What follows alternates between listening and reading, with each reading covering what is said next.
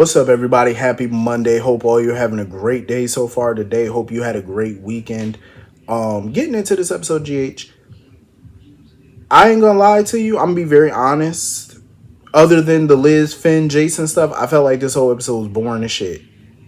It was like coma inducing. I'm not feeling this dialogue for people that are young couples. I'm not feeling it. Like, the dialogue is trash. Like, here you got Michael and Willow, who are supposed to be in their 30s, out on a date night. And this is their date night? They spent the whole damn night talking about Nina. That's boring. All they did was talk about Nina and how she's changed and I'm happy now, and she's not pushing me for time, and she's respecting my boundaries. And I don't want to fucking watch this show about people boundaries. I want to see y'all slapping the shit out of each other and cheating on your man or your woman. That's what I want to see you do. I just don't find Michael and Willow very enjoyable, and I feel like 95% of it for me is the fucking dialogue. That's the problem for me. It's like, because I'm 31 years old, okay? Willow and Michael are in my age bracket, okay? We don't fucking talk like that. We don't have conversations like that. I'm just saying, I'm like, who's writing this for them? I think every age group on this show needs an age appropriate writer to write for that age group. That's my opinion. That's just how I feel, because I feel like if you get somebody who's a part of that age bracket, they'll get the dialogue right for that age bracket. I just feel like who's ever writing this shit, they're not. No, this is very like sleep inducing. It made me want to nod off. Like, I found, how you just sleep, like you just, and then you wake yourself up because you nodded back. That's how I did. I said, no, what the hell is this? This is y'all date night? Talking about Nina? No, absolutely not. And my thing with Willow is she need to grow up. She need to grow up. Nina is not perfect. Nobody is. She need to take those rose-colored glasses off and know that Nina is going to have secrets. Nina is going to lie. Nina is gonna be flawed like everybody else. I find Willow more interesting when her and Michael are in the outs with each other. That's why a part of me is kind of hoping that she ends up sleeping with Drew, because I think that will bump them up to interesting for me. Because the drama that can come from that. The fact that Nina's screwing Drew, and, Willow would end up screwing him, so mother and daughter are screwing the same man. The ripple effect that shit can have would be amazing. I would be astounded if they did that. I think it would make them more interesting. It would liven things up with them. Jocelyn and Dex, that's another couple that I find totally coma inducing. I found their scenes today very freaking boring. I am glad that they're not talking about Sunny ad nauseum. Thank God. But they need to be beefed up too. I'm sorry, but they need to be spiced up. They do. Because they're younger than Michael and Willow, and they're fucking boring.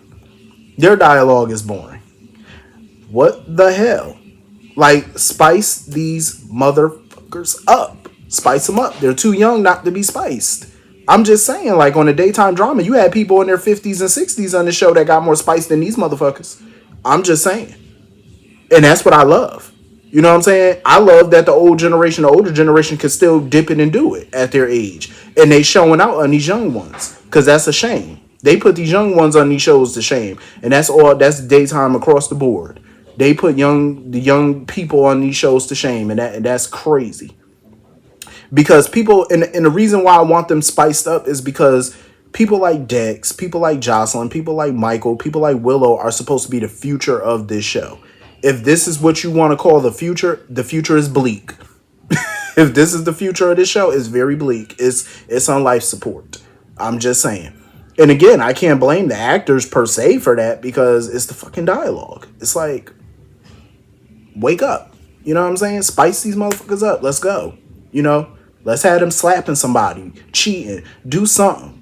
Yelling at each other. Do fucking something other than sit around talking about rainbows and unicorns and sunshine and daffodils and all this shit. I'm just saying, because the conversation today was not it. Like, this is y'all date night. Y'all should be having freaky conversation and just pulling the goddamn fire alarm in the damn restaurant, making the damn sprinkler set go off of somebody kissing and about to do on the table. Do something.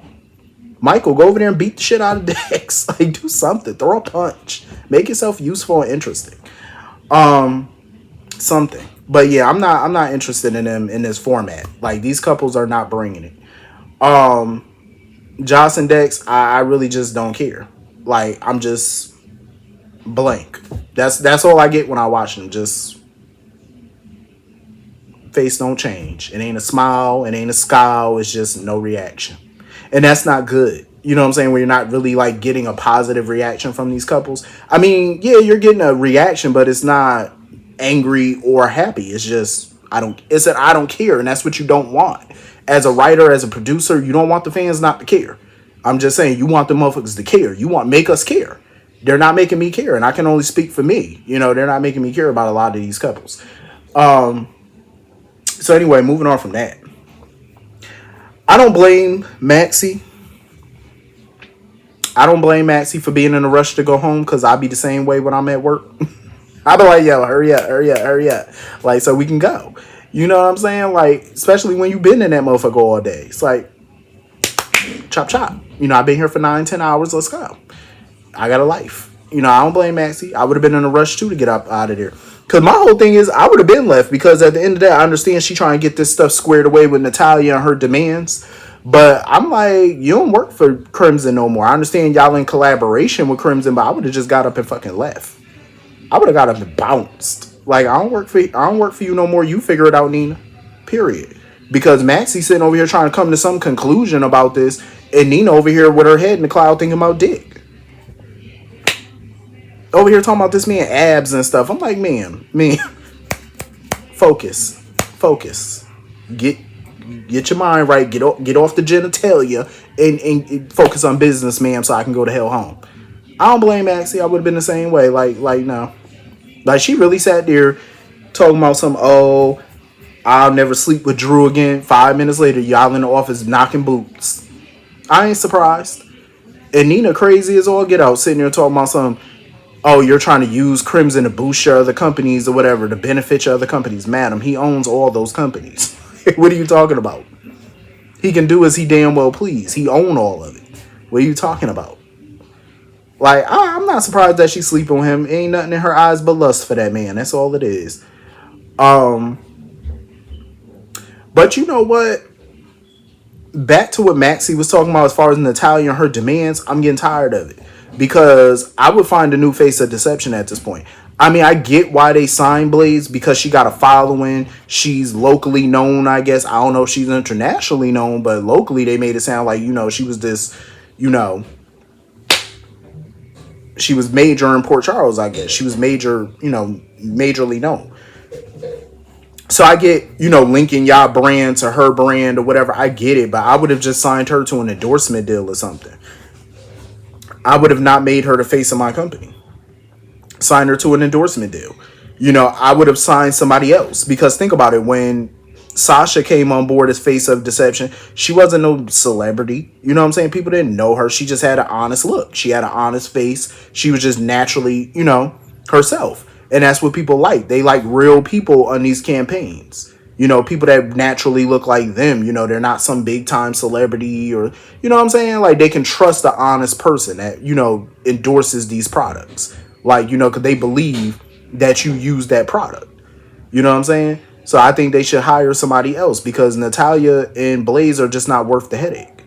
Natalia got all these demands, and no, I wouldn't have met not near a demand. Nope. If I was Maxie, I wouldn't even care. Like, Natalia, I'm pretty sure her demands are unreasonable. I'm sure. So if I was Maxie, I wouldn't even stress about it. I would just be like, listen, this is what we're offering. You either take it or leave it. We find somebody else. Period. Because Natalia be talking about Blaze like she the Beyonce of Port Charles or something. I'm like, ma'am, she ain't even Dolly Parton. Go sit down somewhere with that foolishness. I mean, I understand trying to be a good manager and getting your client the most and stuff. I get it, but no, we're not doing that. So anyway, moving on from that. Am I tripping? Because that whole Drew Curtis conversation was just kind of weird to me. Because it was already the assumption that Curtis was going to run this new wellness division, correct? So why was Drew basically telling Curtis, oh, you're going to have to step up and run the division? I thought he was already going to do that. Why are we having that same conversation? I thought they already hashed that out already. I could be wrong, but I could have sworn that they did. And we already knew Curtis was going to run it. Because didn't he tell Portia that was the deal or whatever, and he was contemplating and he was going to do... I don't know. But anyway, I could have sworn he did. And I feel like it's a conflict of interest because Drew, as far as Drew being in politics and being a part of Aurora, like he can't hold a corporate office in a media company if you're in a politic. You know, if you're a politician, you can't do that. That's a conflict. Because he's talking about, oh, I'm not going to be as hands-on, but I'm going to still help when I can. You can't help at all as long as you're in a public office. What are you talking about? You can't. That's private sector. You're in the public. That's running a corporate company, being a part of a company. That's private sector. You're no longer, if you are elected as a public official, you're no longer in the private sector, sir. So you can't have a hand in Aurora. You can't have a say. Michael would have to take over the entirety of the company until Drew is out of public office at the very least. You know what I'm saying? So I don't know what he's sniffing on, but yeah, think again. He was tripping.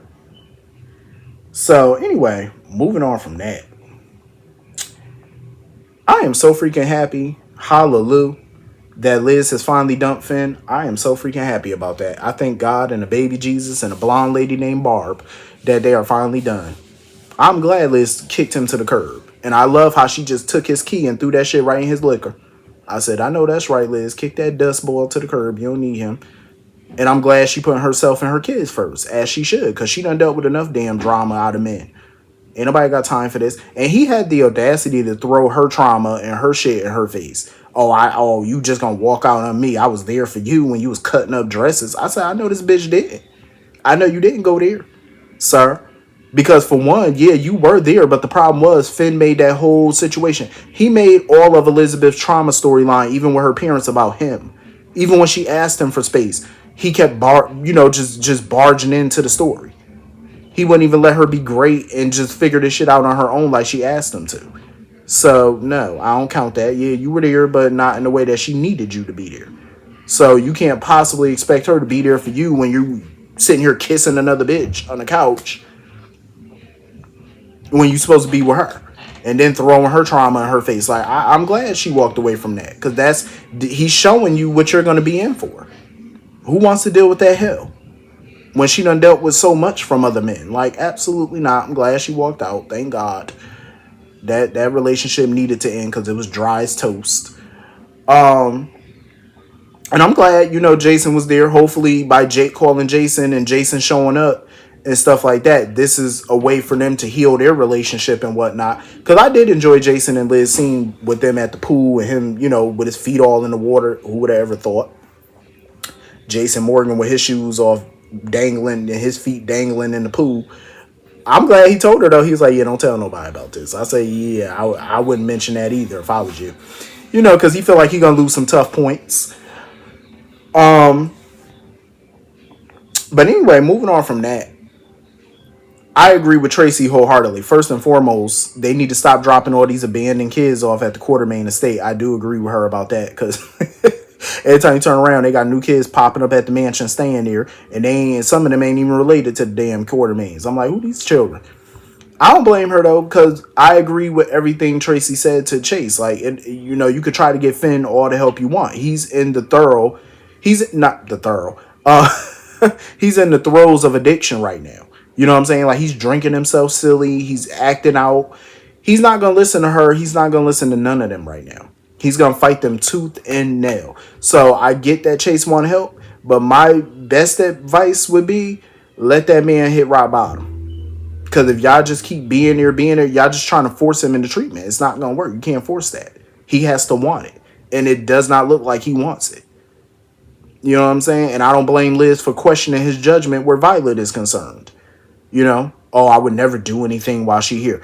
Yeah, well, that's questionable right now. Your behavior is very questionable. You sitting over here kissing on a whole nother female in the apartment, and as soon as Liz walk in, you act like it's nothing. Oh, what are you doing here? Oh, leave. Oh, like it ain't shit. I'm like, so I can imagine what he would do on a drunken bender When Violet is there, I could just imagine. So I don't blame Chase and BLQ for trying to protect her, or Elizabeth for that matter. But as far as trying to help Finn, Finn need to help himself first. He need to get himself together, because it ain't gonna be nothing they can do about it. Ain't nothing they can do until he want that help, and I just don't see him wanting that right now. And I'm also glad though that Jason acknowledged that the mother of his kids, raised those kids by themselves without his help. Even though I agree with Liz, it wasn't like he was on a vacation, but he could have came home. He stayed away.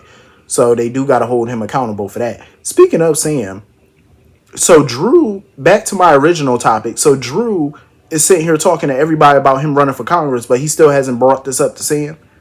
And the reason I say this is because this is going to affect their daughter in a whole different way. You know what I'm saying? Paparazzi, all type of, media stuff. It's going to affect her, even in school. So he should be talking to Sam about his decision and seeing how it may affect their child so they could brainstorm and try to come up with ways to, best serve their child. But of course, he's not thinking about Scout, which is sad. He needs to start putting his daughter first instead of his own damn ambition. But anyway, that was pretty much the whole episode. Hit the comment section. Let me know what you all thought, and I will see you all later. Have a great night. Peace.